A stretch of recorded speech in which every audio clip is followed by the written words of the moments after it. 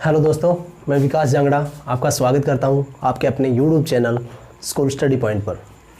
दोस्तों, हमने मोहम्मद बिन कासिम 712 में और महमूद गजनवी को 998 ईस्वी से लेकर 1030 ईस्वी तक हमने पढ़ लिया था। इसके बाद में हम सेकंड तुर्क आक्रमण की बात करते हैं। हमने फर्स्ट तुर्क आक्रमण कर लिया है महमूद गजनवी के साथ। हम दूसरा अटैक करेंगे मोहम्मद गोरी के साथ। मोहम्मद गोरी सेकंड तुर्क आक्रमण करता है मोहम्मद गोरी। अब मोहम्मद गोरी की अगर मैं बात करूं तो मोहम्मद गोरी अफ़गानिस्तान के अंदर गोर नामक एक जगह है, वहाँ पे रूल कर रहा होता है और ये गोर वंश का ही है। इसके बाद में ये गद्दी के ऊपर बैठता है 1173 ईस्वी में। कब बैठता है? 1173 ईस्वी में। और 1173 ईस्वी में गद्दी में बैठने के बाद 1175 में ये अपना फर्स्ट अटैक करता है मुल्तान के ऊपर करता है। और यहाँ पे करमाथी मुसलमानों को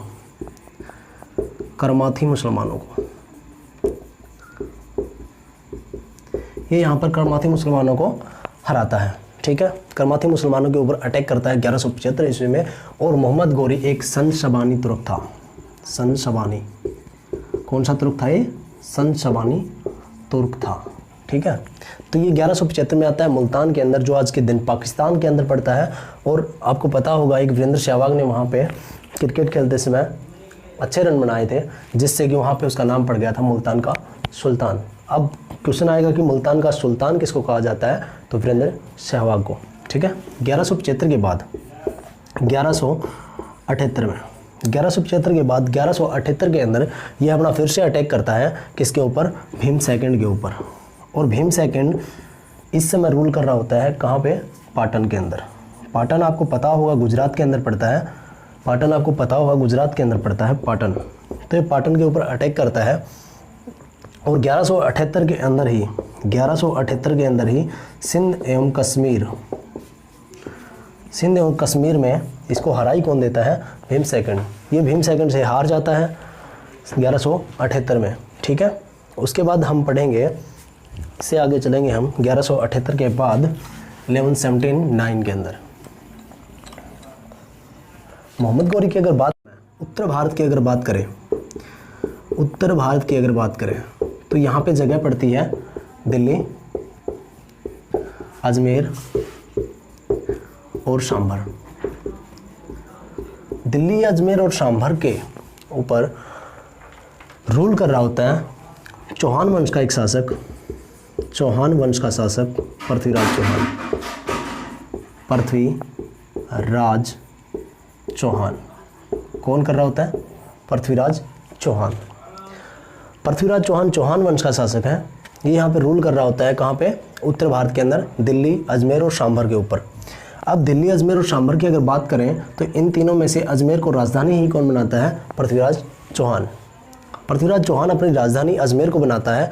और उसके बाद हम चलते हैं 1191 की तरफ। 1191 की अगर बात करें तो 1191 आप सभी को पता है कि यहाँ पे तराइन की फर्स्ट लड़ाई हुई थी, या तराइन का फर्स्ट अटैक हुआ था, या तराइन की फर्स्ट युद्ध हुआ था। तराइन का युद्ध। ठीक है, तराइन को तरावड़ी बोला जाता है, जो करनाल, हरियाणा करनाल के अंदर पड़ता है। तो यहाँ पे एक अटैक होता है किस के बीच में? मोहम्मद गौरी वर्सेज पृथ्वीराज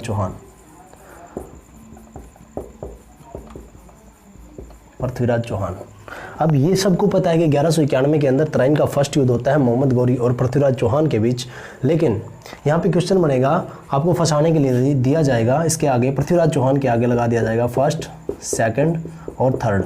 तो आपको थर्ड करके आना है, क्योंकि ये पृथ्वीराज चौहान थर्ड थे। ठीक है, तो ये इसमें होता क्या है? इस युद्ध में मोहम्मद गौरी हार जाता है और पृथ्वीराज चौहान जीत जाता है। ठीक है, इसके बाद में हम थोड़ा और आगे चलते हैं। हम बात करते हैं 1191 और 92 के बीच की, जहाँ पे होता है कुछ ऐसा कि पृथ्वीराज चौहान की शादी हो जाती है। होती कैसे है देखो।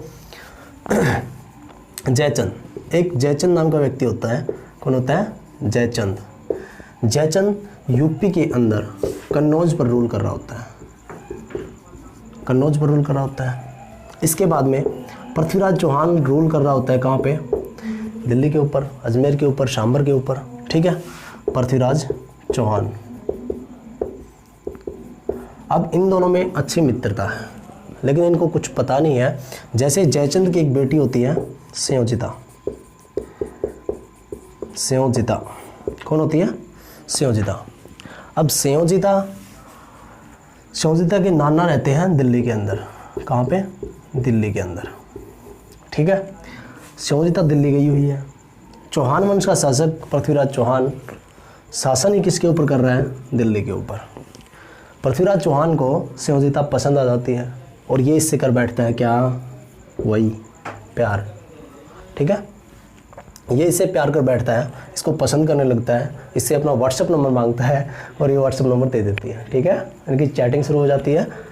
तो होता क्या है, संयोजिता और पृथ्वीराज चौहान के बीच में प्यार का जो प्रसंग, प्रेम प्रसंग बोलते हैं इसको, वो शुरू हो जाता है। इस बात का पता किसको चलता है, जयचंद को।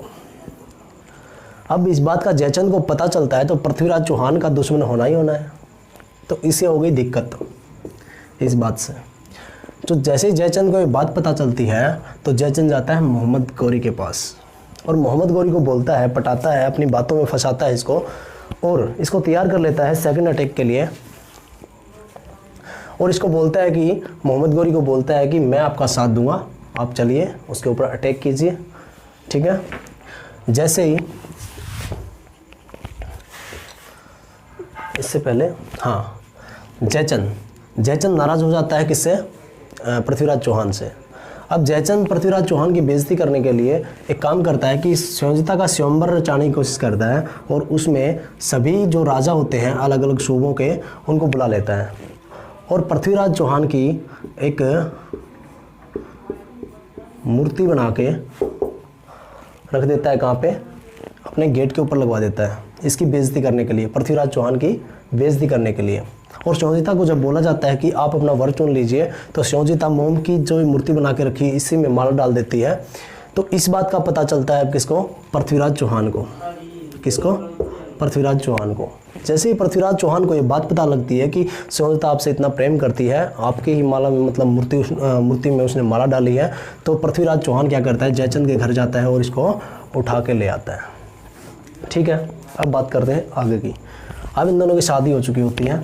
अब बात आती है 1192 की, त्राइन का सेकंड युद्ध। 1192 त्राइन का सेकंड युद्ध, त्राइन की दूसरी लड़ाई, त्राइन की दूसरी लड़ाई। अब त्राइन की दूसरी लड़ाई की अगर हम बात करें तो त्राइन की दूसरी लड़ाई में होता क्या है, मोहम्मद गौरी और जयचंद और यहाँ पे पृथ्वीराज चौहान के खिलाफ लड़ने के लिए आ जाते हैं। अब कौन आ गया, मोहम्मद गौरी और वर्सेस कौन है, पृथ्वीराज चौहान। वर्सेस कौन है, पृथ्वीराज चौहान। अब मोहम्मद गौरी और पृथ्वीराज चौहान की सेकंड युद्ध होता है 1192 के अंदर। तो पृथ्वीराज चौहान का एक सेनापति होता है, वो इसको आके कहता है कि हे पृथ्वीराज, इस गोरी को छोड़ो और वो दूसरा गोरी आया बैठा है उसको संभालो। लेकिन ये कहता है कि ऐसे गोरी हमने बहुत देखे। क्या कहता है, ऐसे गोरी हमने बहुत देखे। तो होता क्या है, पृथ्वीराज चौहान और मोहम्मद गौरी आमने सामने होते हैं। इसका साथ कौन दे रहा है, जयचंद, कन्नौज का राजा, यूपी के अंदर राज कर रहे हैं। तो जब वो जयचंद इसका साथ देने, जैसे ही इनकी लड़ाई शुरू होती है, जयचंद भाग जाता है बीच में से ही। जयचंद सोचता है कि मोहम्मद गौरी इसको हरा देगा, मैं मोहम्मद गौरी को हरा दूंगा, ठीक है। लेकिन होता क्या है, मोहम्मद गौरी यहाँ पे जीत जाता है और पृथ्वीराज चौहान हार जाता है। क्या होता है, मोहम्मद गौरी यहाँ पे जीत जाता है और पृथ्वीराज चौहान यहाँ पे हार जाता है। और 1192 के अंदर ही रूल शुरू हो जाता है किसका, रूल शुरू हो जाता है किसका, मोहम्मद गौरी का या फिर मुसलमानों का। भारत के अंदर रूल शुरू हो जाता है मोहम्मद गौरी का या मुसलमानों का। और इसी समय 1192 के अंदर ही, 1192 के अंदर ही एक सूफी संत, एक प्रसिद्ध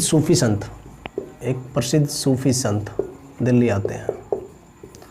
प्रसिद्ध सूफी संत जिनका नाम क्या है, जिनका नाम है ख्वाजा मोइनुद्दीन चिश्ती, जिनका नाम है ख्वाजा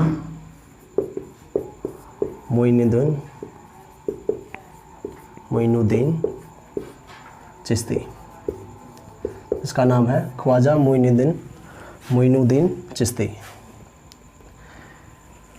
ख्वाजा मोइनुद्दीन चिश्ती जो अजमेर की जो दरगाह बनी हुई है उसमें पूजे जाते हैं, कुछ भी लगा लो, उसमें इनकी ही जो है कब्र बनाई गई है या इनका ही मकबरा है ख्वाजा मोइनुद्दीन चिश्ती का। ये 1192 के अंदर ही सूफ़ी संत होते हैं, एक प्रसिद्ध सूफ़ी संत होते हैं जो दिल्ली के अंदर आते हैं और इन्हीं की अजमेर में इनकी क्या बनती है, दरगाह बनती है। ठीक है, अजमेर की दरगाह कहाँ बनती है, यहीं पे।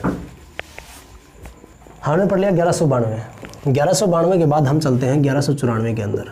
जैसे हम 1194 के अंदर जाएंगे तो 1194 में होता क्या है, यहाँ पर एक कन्नौज में हमने बताया यूपी के अंदर रूल कर रहा है कौन सा राजा, जयचंद रूल कर रहा है। जयचंद वर्सेज यहाँ पे अटैक होता है एक, जयचंद वर्सेज कौन, मोहम्मद गौरी यहाँ पे अटैक करने के लिए आता है जयचंद के ऊपर, और जैसे ही जयचंद के ऊपर अटैक करता है जयचंद को हरा देता है और मोहम्मद गौरी यहाँ पे जीत जाता है। ठीक है, इसके बाद 1194 की अगर बात करूँ, 1194 की अगर बात करूँ तो 1194 में ही मोहम्मद गौरी का एक गुलाम है कुतुबुद्दीन ऐबक।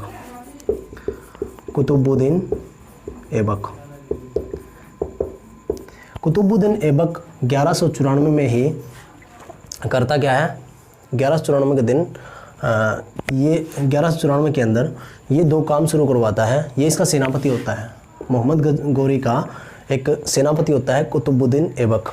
जो कुतुबुद्दीन ऐबक 1194 में एक दिल्ली के अंदर एक मस्जिद बनवाता है जिसका नाम है कुव्वत उल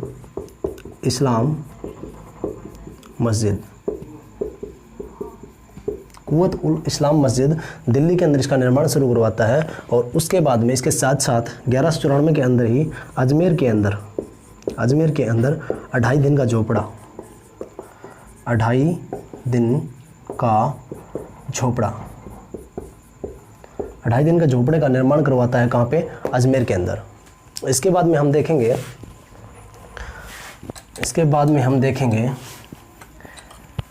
कि कुतुबुद्दीन ऐबक इसका एक गुलाम था, तो इसके 4 गुलाम थे। कितने गुलाम थे, मोहम्मद गौरी के 4 गुलाम थे। नंबर 1 कुतुबुद्दीन ऐबक, नंबर 2 कुबाचा,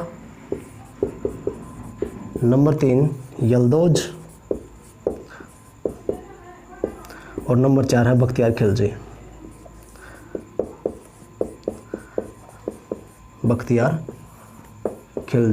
ये वही बख्तियार खिलजी हैं जो आगे चलकर नालंदा विश्वविद्यालय को तोड़वाएंगे। ठीक है, तो मोहम्मद गौरी के 4 गुलाम कौन कौन से हुए, कुतुबुद्दीन ऐबक, कुबाचा, यल्दौज और बख्तियार खिलजी। तो मोहम्मद गौरी के 4 गुलामों में से सबसे बड़ा गुलाम ही कौन था, कुतुबुद्दीन ऐबक। ठीक है, अब अगर कुतुबुद्दीन ऐबक की मैं बात करूं तो देखते हैं कुतुबुद्दीन ऐबक को। कुतुबुद्दीन ऐबक 1199 ईस्वी में एक बहुत बड़ी मीनार का निर्माण शुरू करवाता है जिसका निर्माण नाम है कुतुब मीनार। क्या है, कुतुब मीनार। ठीक है,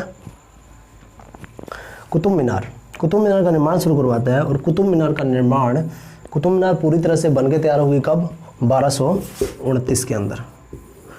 1229 के अंदर इसी का दामाद कुतुबुद्दीन ऐबक का ही दामाद होता है इल्तुतमिश, वो इसका निर्माण पूरा करवाएगा। और अगर इसकी लंबाई की बात करूं तो ये 73 मीटर ऊंची है।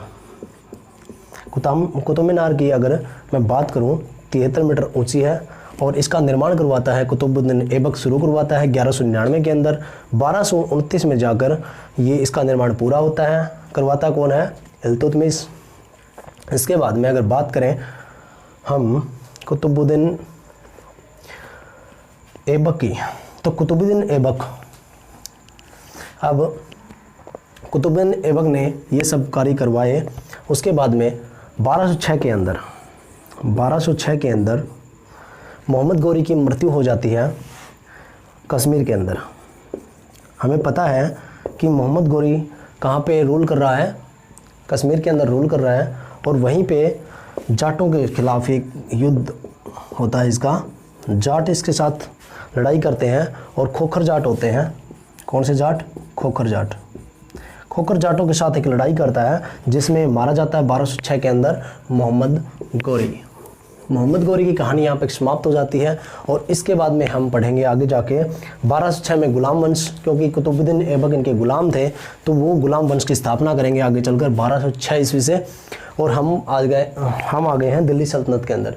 हम दिल्ली सल्तनत के अंदर पढ़ेंगे खिलजी वंश, तुगलक वंश, सैयद वंश, लोधी वंश, ऐसे करके हम 5 वंश पढ़ेंगे दिल्ली सल्तनत के अंदर। ठीक है, तो हमने आज पढ़ा मोहम्मद गौरी के बारे में।